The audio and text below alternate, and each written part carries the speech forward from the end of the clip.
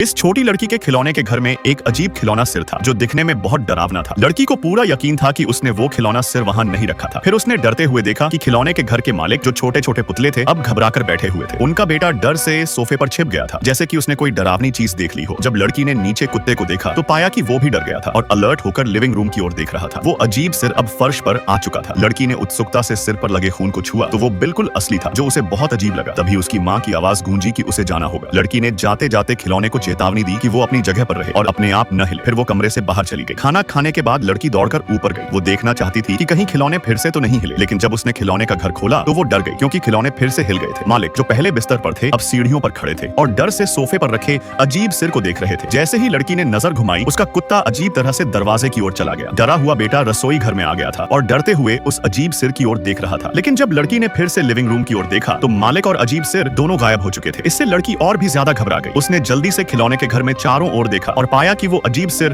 अब बेडरूम के बिस्तर पर था। अब लड़की को पूरा यकीन हो गया था कि खिलौने के घर में भूत है। वो डर के मारे बिस्तर में लेट गई और सोचने लगी कि इस डरावने सिर से छुटकारा कैसे पाया जाए। जल्दी ही उसने एक उपाय सोचा। अगले दिन लड़की खिलौने की दुकान से एक पुलिस अफसर का पुतला खरीद कर लाई और उसे खिलौने के घर में रख दिया, यह सोचकर कि अजीब सिर डरकर भाग जाएगा। लेकिन जब उसने खिलौने का घर खोला तो अजीब सिर पूरे घर में कहीं नहीं था और मालिक का परिवार शांति से खाने की मेज पर बैठा हुआ था। लड़की ने पुलिस के पुतले को खिलौने के घर में रखा, लेकिन जब रात में उसने फिर से खिलौने के घर की जांच की तो देखा कि पुलिस के पुतले का सिर गायब था। अजीब सिर ने पुलिस के पुतले को मार डाला था। मालिक का भयभीत परिवार देखकर छोटी लड़की भी सहम गई। वो अजीब सिर बाथरूम के शीशे में छिपा हुआ था। उसे देखकर लड़की डर के मारे तुरंत रजाई में जा छिपी। अगले दिन लड़की फिर से खिलौने की दुकान गई और उस सिर पर काबू पाने के लिए एक शिकारी का पुतला खरीद लिया। उसने उसे खिलौने के घर में रखकर मालिक के परिवार की रक्षा करने को कहा। देर रात जब लड़की ने टॉर्च लेकर खिलौने के घर में देखा तो पाया कि शिकारी कुल्हाड़ी लेकर उस डरावने सिर को ढूंढ रहा था। तभी अचानक लड़की की टॉर्च टिमटिमाने लगी। जैसे ही उसने टॉर्च को ठीक किया तो देखा कि शिकारी का शरीर खिड़की से बाहर निकला हुआ था। लड़की ने सोचा कि शायद शिकारी खिलौने के घर के बाहर उस सिर को ढूंढ रहा है। वो खिलौने के घर के पीछे देखने गई मगर वहाँ शिकारी मरा पड़ा था। लड़की ने घबराकर खिलौने के घर की ओर देखा तो पाया कि वो सिर मालिक के परिवार के पीछे आ चुका था। डर के मारे लड़की चीख पड़ी। तभी उसकी माँ कमरे में आई और चिंतित होकर पूछने लगी कि क्या हुआ। लड़की ने कहा कि उसने एक डरावना सपना देखा था। माँ ने राहत की सांस ली और वापस चली गई। तभी अचानक खिलौने के घर से एक अजीब आवाज आने लगी। लड़की ने जल्दी से खिलौने के घर में देखा तो वो डर से कांपने लगी थी क्योंकि डरावना सिर मालिक के परिवार की हत्या कर चुका था। दोनों के सिर गायब थे, लेकिन सबसे अजीब बात यह थी कि उनका बेटा कहीं नहीं था। लड़की पूरे घर में उसकी खोज करने लगी। तभी उसने एक भयानक दृश्य देखा। वो अजीब सिर